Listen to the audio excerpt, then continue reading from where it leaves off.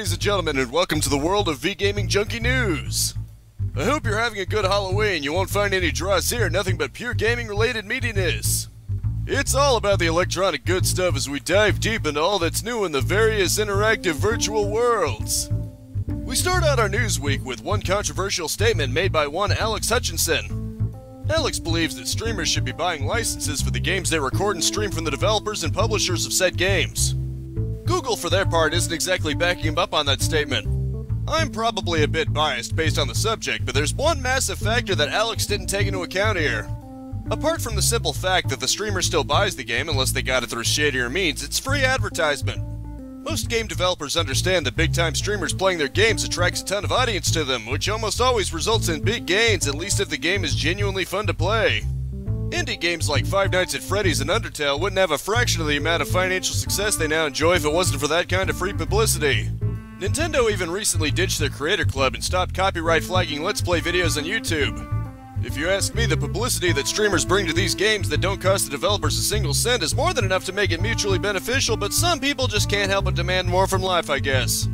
So Cyberpunk 2077 has been delayed for the third time, pushed back to December 10th. While I'm sure this is no doubt disappointing to fans, although the small sliver of crazy sending death threats to the devs is obviously never called for, it does harpen back to Miyamoto's belief that a delayed game is eventually good. Let's just hope it isn't delayed much further than that, since the game was announced a good 8 years ago. The last thing we need is another Duke Nukem Forever on our hands where expectations just get higher and higher, and then it's disappointing when it finally does release. Time will only tell, and for now at least, CD Projekt Red has more than earned the benefit of the doubt.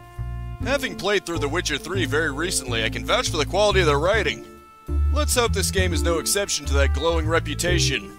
Microsoft's Phil Spencer has reiterated that first-party Xbox games will be going on to PC as well, specifically to Steam as well as their own in-house Windows Store. According to Spencer, Xbox now means any place Xbox games can be acquired. This is why I feel that if any of the major three are likely to become third-party in the near future, it's probably Microsoft. Not because they're in danger of running out of the necessary funds, far from it, as they're probably the biggest out of the three. The reason I think this is because they've been flirting with the idea of putting their properties and games in other systems. It goes as far back as putting some Rareware games on Nintendo handhelds, but it goes deeper than that. Given this recent statement, I wouldn't be surprised if Xbox brand games eventually made it onto PlayStation, or at least the Nintendo Switch, considering it fits into that mold of handheld, even if it's a hybrid console. That remains to be seen though, and they're obviously not ready to pack it in yet if the Xbox Series X is any indication. If nothing else, as a PC gamer I can tell you I appreciate Microsoft's pledge all the same. And speaking of Xbox Series X, it seems Microsoft has a sense of humor after all. Ever since the admittedly slightly bulky Xbox Series X was revealed, people have jokingly compared it to a fridge. Microsoft, for their part, decided to release an Xbox Series X fridge complete with logo. I have to give them credit, leaning into the joke like that is pretty hilarious. It's a shame Sony didn't follow that in the PS3 era. I would have loved to see a PS3-style George Foreman grill. If you're interested in game development and if you've ever used Unity like I've dabbed in, then this next news might just interest you. Partnering with LEGO, this microgame add-on will essentially allow you to piece together environments like LEGO bricks and then play them. It's designed to be as easy to work with as possible, essentially being like the virtual equivalent of real-world Legos. Apparently there are themed sets such as Space Cadet and Danger Zone to play around with, and participating in things like game jams unlocks more of its functions. Give it a try if you want to muck around trying to build a game environment without any of that pesky programming. This video, of course, isn't being sponsored by LEGO, at least not yet. Hint hint, LEGO.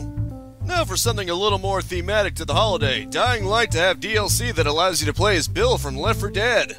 Not only that, but you can use Noam Chomsky as a two-handed weapon. I can think of few things more hardcore than an old Vietnam vet beating viral zombies with a lawn gnome. God bless America indeed. Running things off, the publishing company Annapurna is forming their own in-house development studio for creating games with. They were behind a few games, but the one that's near and dear to my heart is What Remains of Edith Finch.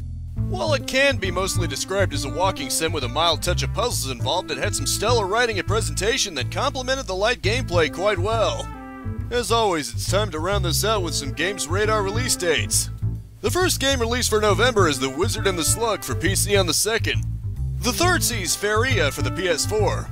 The fifth has Chicken Police for PC, PS4, and Xbox, as well as How Stories Die, Cosmocrats, and Real Politics 2 for PC. The 6 has a few releases starting with Bakugan Champions of Vestroria for Switch and Dirt 5 for PC, PS4, and Xbox. The 6 also sees Need for Speed Hot Pursuit Remastered released on the PC, PS4, and Xbox, and Paw Patrol Mighty Pup Save Adventure Bay on the Big 4. Finally, Umurangi Generation Macro DLC releases for PC on the 7th. This week's epic freebies are Blair Witch and the Ghostbusters video game, free to collect from now through next Thursday.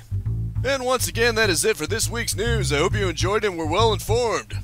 Next week, I'll be returning to the sci-fi getup with a robot avatar, but I hope you enjoyed my efforts here with the zombie and all.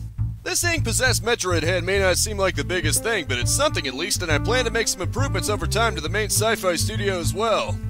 As always, I Let's Play every day, 10 a.m. and 2 p.m, live stream Mondays and Fridays at 4:30 p.m. unless it's for a special event like this week's, and news is Saturday at 6 p.m.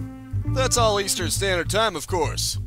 Subscribe and take a big zombie munch out of that bell icon if you want to be informed more easily. A like is appreciated, but I hope you enjoy the video. That is it for now. Thank you so much for tuning in with me.